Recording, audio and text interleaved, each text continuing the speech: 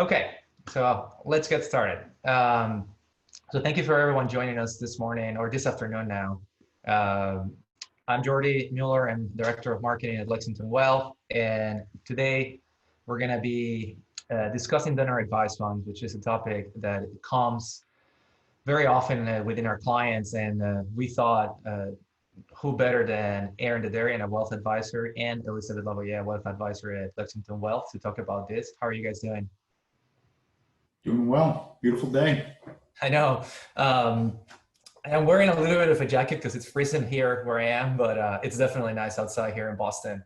And I wanted to say a little bit of context on donor advice funds. So this has come a lot lately, especially when people are thinking about planning, and we're revisiting. I would say the last 8-10 weeks, a lot of like long-term goals of our clients, long-term goals of the people in our networks, and there's a lot of things that people don't know of, just like operationally how donor advised funds, what they are, when should they be considered. So we thought putting this seminar together would kind of like help us clear some of these questions.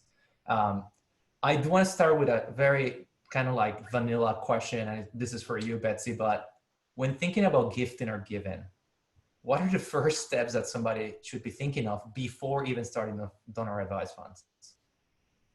Yes, thanks, Jordi. Hello, everybody. So first, I just want to mention that there are certainly financial aspects to charitable giving, but there are a lot of personal considerations that are unique to each individual, couple, and family. But to answer your question, it's important to figure out how much you want to give, and then look into planning for whether you can afford that now and over the longer term, and then how to best go about that financially. Or if you know you want to give and you know you can afford it, but you really just don't know how much you feel comfortable giving, you might set a giving budget for a year and then reevaluate that to see how you felt and how you might want to tweak things. We work with clients in these scenarios and many others to help them with their giving intentions and goals. And we also help them to implement things, and using a donor advised fund can definitely be beneficial in more ways than one. Yeah, one of the things that especially to me, when we start talking about donor advised funds, that comes to mind is it's a clear distinction for people when it comes to planning for giving versus reacting of giving. And for me, this is kind of like, once you start actually planning to give, this becomes one of the options. Aaron, you have been involved with Lexington for a while in actually implementing donor advised funds with our clients. So in a very basic level, what is a donor advised fund? Thank you, Jordi. Yeah. So again, my name is Aaron Derderian. I'm an advisor here at Lexington Wealth.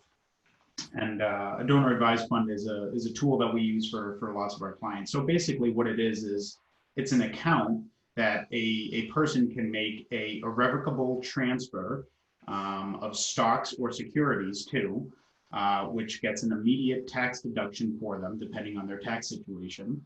And then that money can then be used to donate to various charities of their wish. Okay. So one of the things that I remember when I first started working in this entire industry 10, 12 years ago, donor advised funds were kind of like non-existent. They were like literally just starting to be implemented.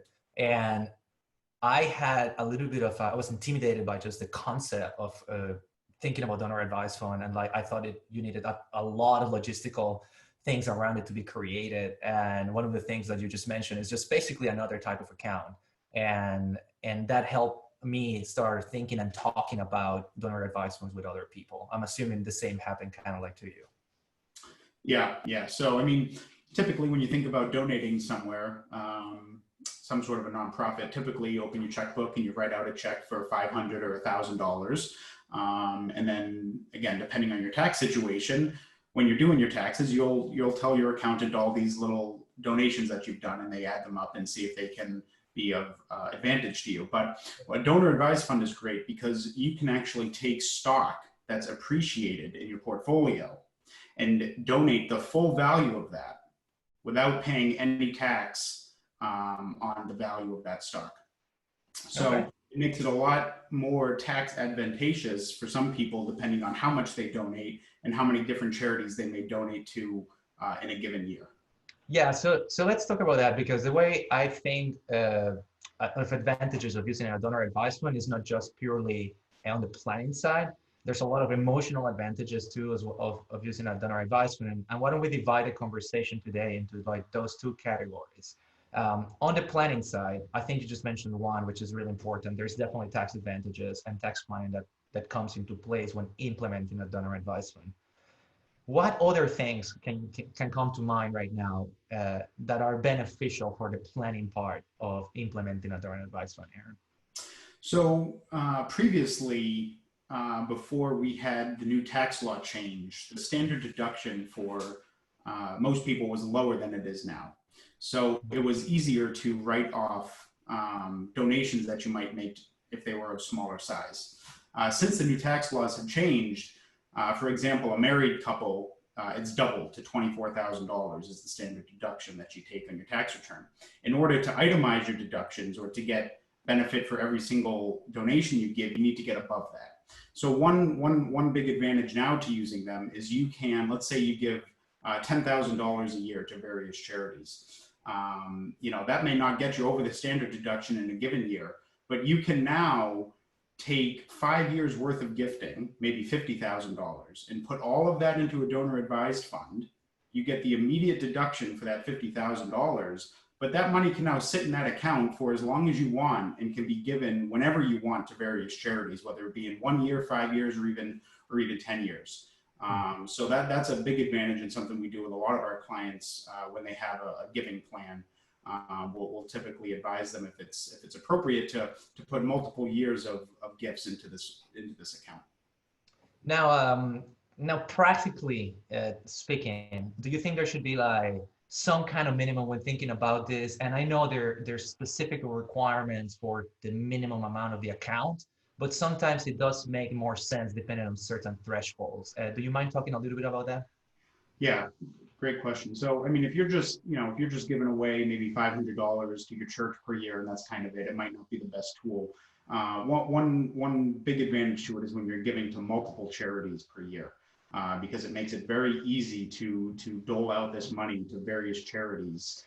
With every custodian offers different donor advised funds. Most of the major ones do, and they all have different rules. But just basically, usually their minimum grant. And a grant, as I say, grant means when you're giving the money out to the charity, not to the donor advised fund. Typically, it's around like $50 or $75 is a minimum that you have to send to that charity. And then there are account minimums to open these accounts, somewhere in the range of $5,000. So again, if you're not giving away to that level, it might not be the best tool because there are some fees associated with it, which we can get into at some point. But typically around $5,000, $6,000 you'll need to even open an account to get started with it. So one of the things that I wanted to talk specifically on the planning side and on the logistics side of donor advised funds is there is a misconception, I think, of the availability of funds that the funds that you can be using while the money is sitting there before it's being gifted. And I think this is something that maybe we should talk about it, because internally, I know we have started to think of longer term gifting with clients, and this implementation part has become really important. So I don't know if you want to talk about that. Yeah, that's a great question too. So once you put money into a donor advised fund, you're actually able to invest that money if you choose, stocks, bonds, etc. That's totally up to each client and what their goals are. But for some reason, just as an example, let's say a client decided to put 20 years worth of gifting in there. There's an argument to be made that, the second 10 years, that money has a chance to grow in stocks or bonds or in a moderate portfolio. Some clients will say, I just wanted to sit in cash because I know what I gave and I just wanted to remain that amount, so I know exactly how much I have. But others might say that there could be an opportunity to invest this. So for the typical sized accounts, they'll, these custodians will typically have a pooled investment option, and it'll build a little mini portfolio for you in there. But when you get to a size of about $250,000, you actually, with most custodians, have the option to buy any mutual fund, stock, ETF. You can kind of build your own custom portfolio for these things. So for clients who have a huge plan or have filled these with lots of money, they have the option to have this professionally managed by an advisor with most any investment vehicle out there. Another thing I wanted to add too is that a lot of ESG options are also now available for donor advised funds. And I wanted to mention that because for people that are trying to almost do like double impact on this particular kind of money, you can certainly do that now. Yeah. Do you mind, and I know fees can become a little tricky because everybody has different structures for fees, but one thing that I definitely want to mention here, and I think Aaron, you could probably expand a little more, is how advisors typically handle in this, not just at Lexington Wealth, but what you have seen around. So every advisor can handle it differently, and sometimes you can even open these yourself if you don't want to involve your advisor. But how we do it at Lexington Wealth typically is it's a conversation with each client and their situation. So the donor advised fund itself, operationally, they all charge a small fee. Sometimes it's like 0.5% for most normal sized accounts, and again, they're all different, but it's around there. Sometimes about $100 a year is the minimum that they want to charge. But again, for the tax benefits you're getting, and it usually makes that fee well worth it. For professionally managed accounts, sometimes if an advisor is going to be actively managing this portfolio, sometimes an advisor will charge a fee for it. If they're not going to be managing it actively, sometimes it falls under the services of a wealth management client, and it's just done as a favor or as just part of our scope of work. But every advisor and every client handles it differently. Yeah, and I'm definitely going to mention this.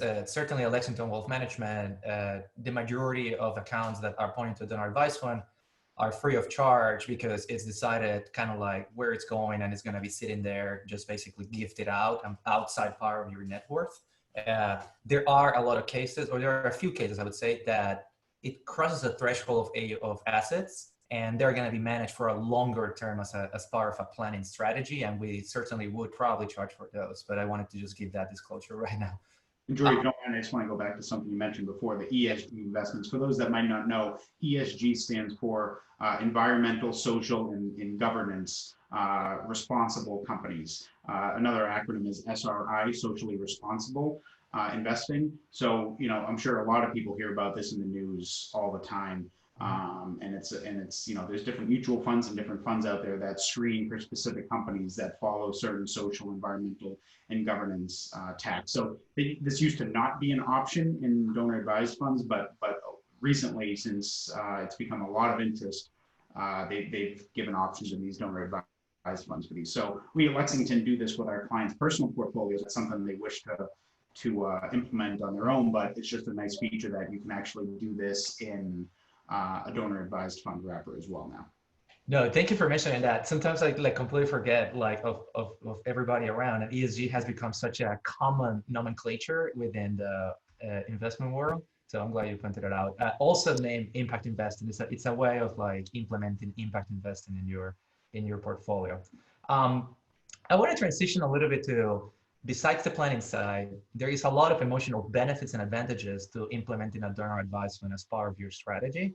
And let's talk about some of those, Betsy, because I personally, myself, sometimes struggle of which organization to support when planning. And this has kind of taken and removed that aspect out of that planning and just say, okay, let's commit at least some amount of money. And it helps me emotionally to spend more time researching.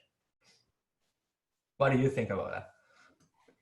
Yeah, so I think, having a donor advised fund, it separates the tax plan, the timing for tax planning from the actual timing of the gift. So once you put money in your donor advised fund, you get the tax benefit that tax year, if there is one.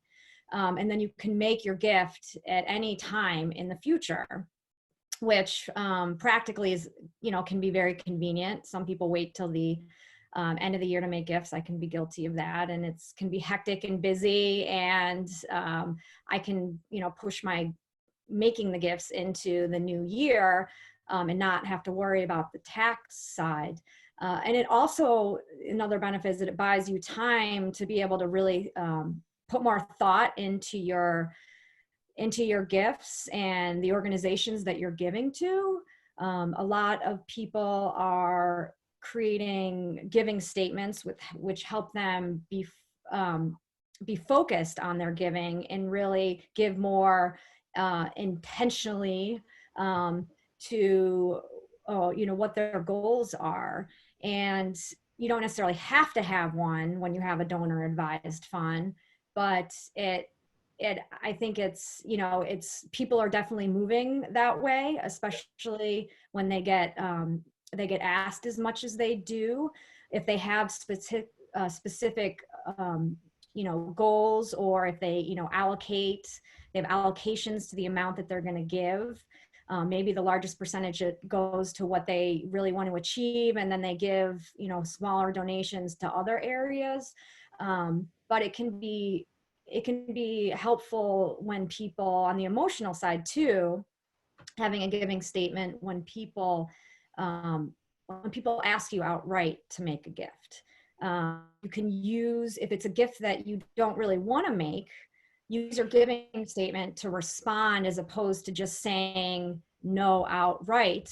And I think the person asking will respect you when you explain what you give towards, and it might even be helpful to them. Yeah, I also want to kind of like to add exactly to what you were just saying. This also helps align families, especially on the planning in the multi-generation. So once going through the process from creating a family gifting statement can actually help see what's important for different generations and strategize a little better of, like you were mentioning, your yes or your no's when it comes to giving. Yes, yeah, and it definitely helps with communicating your values and sharing them with your family if you get them involved with your donor advised fund and your giving. That's very important. Betsy or Aaron, do you mind explaining a little bit about just the administration of a donor advised fund? Like how does that actually like work? Sure. So, again, there's two kinds of differences. If you have an advisor helping you with this, they'll typically do a bunch of it. If it's on your own, it might be a little bit more like work, but not much. So I'll kind of give an example as if you're working with an advisor. So basically you might say, hey, I'm ready to put some money into a donor advised fund. And let's say we agree on an amount of $5,000 we want to put in just for today.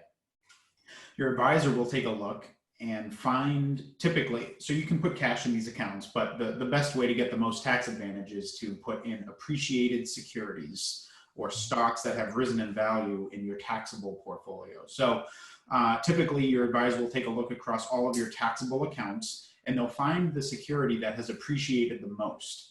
So let's say you buy a stock for $100 and it's already appreciated to $1,000. If you sold that, you'd have a $900 long-term capital gain that you'd have to pay if you just sold that normally.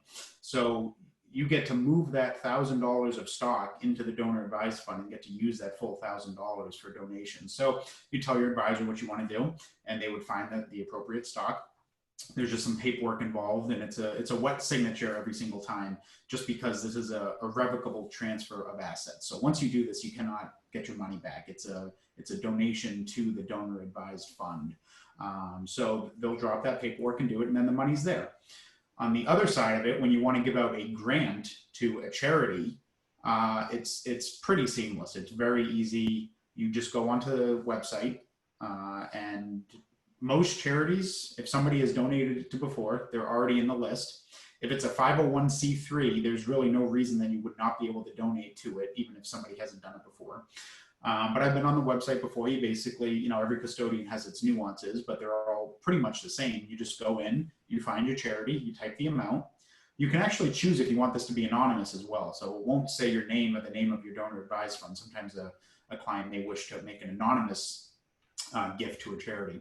So they're able to go in, choose the amount, send, and the check is, once it's approved by the custodian, the check is sent out to that charity and they receive it. we're receiving some comments here and there from people listening, and I did want to kind of like expand a little bit on this. This is a great opportunity for a generation to include their children in the decision making of where the donor advised funds go.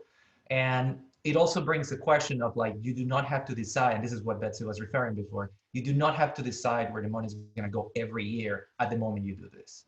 You do have certain like leeway there, and allows you to kind of like almost create a culture within the family or a culture within the multiple generations to think about where their gifting might shift in a future years, depending on circumstances that change, right? We're experiencing one, maybe what was needed in a family or what was thought as the best place for the money a year ago is probably not the best place that you thought during this whole crisis that we're going through right now.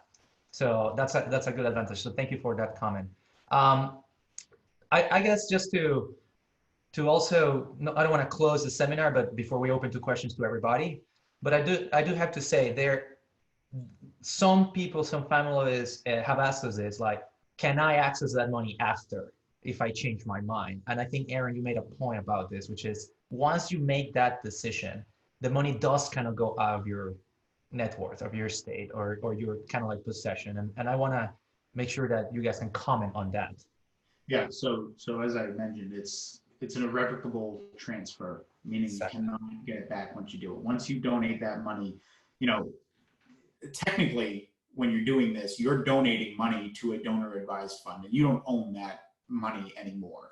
That's owned by the fund. It's a donor advised fund is a 501c3 charity. So you've essentially made the donation, and then once the money's there, you're requesting grants from the custodian. So you're requesting from the custodian, let's give some of this money to this charity. And the whole point of it is to give to what you want. So there's really never a time that they reject it. But technically the donation is already done when you give the money to the donor advised fund. And what you're doing when you give money to your charities is you're granting the money out of that account.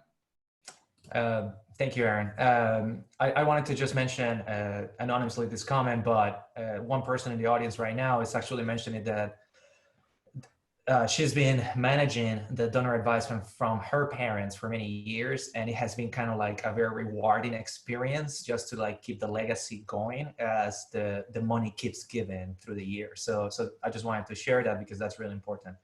On that. So to that point, when you own a donor advised fund, when you open the account, part of the account opening process is to decide what happens if let's say it's owned by yourself. If you become deceased, what happens to the account? You have a few options. You can either nominate a successor trustee, which is in the case of this example you were just talking about. A parent died and they elected for their child to take care of that money now and decide where it goes.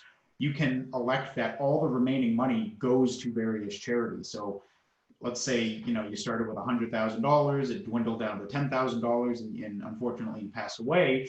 You can set up that remaining money would be split out between 5, 10, 15 different charities equally, or whatever you decide. And then the third option is you just leave it to the custodian to decide where it goes, which I don't think many people do, but if you really didn't have a wish, you can just leave it to the custodian and they'll decide to do with their funds. But 90% of people will leave it to their children or another trusted person to fulfill their family mission statement and continue giving out where it was passionate for them.